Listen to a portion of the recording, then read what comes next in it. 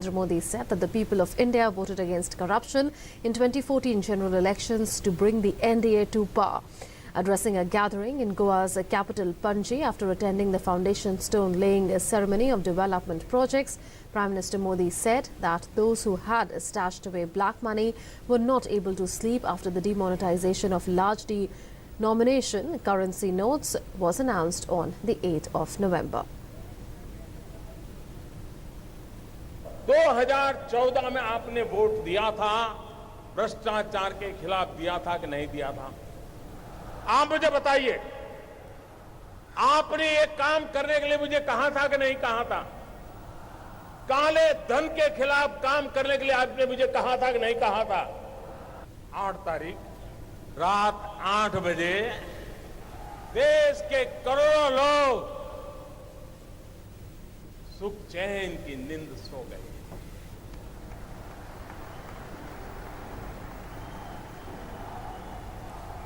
और देश के लाखों लोग नींद के लिए गोलियां खरीदने जा रहे हैं, गोलियां नहीं मिल रही है। The Prime Minister also said that those who have carried out pseudo property transactions are the next target to unearth black money. जो भी बेनामी संपत्ति होगी, दूसरे के नाम की संपत्ति होगी, हम कानूनन अब उस पर हमला बोलने वाले हैं।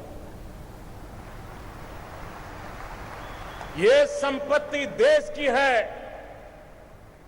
ये संपत्ति देश के गरीब की है और मेरी सरकार सिर्फ और सिर्फ देश में से गरीबों की मदद करना मेरा कर्तव्य मानती है और मैं उसको करके रहूंगा। Prime Minister urged the people of the country to support the decision of the government to curb black money.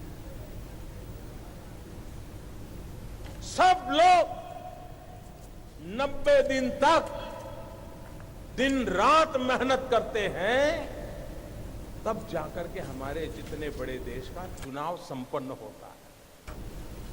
90 दिन लग जाते हैं। भाइयों बहनों, मैंने सिर्फ देश से 50 दिन मांगे हैं, 50 दिन।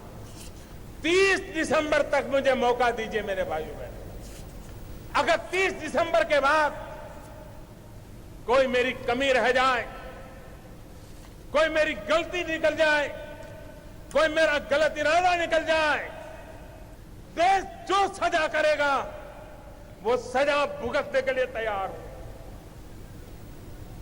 Earlier, Prime Minister Narendra Modi laid the foundation stone of 2 projects through remote, including International Airport and Mopa and Tume Electronic City, both in North Goa. The Prime Minister also unveiled 2 plaques for Goa Shipyard Limited.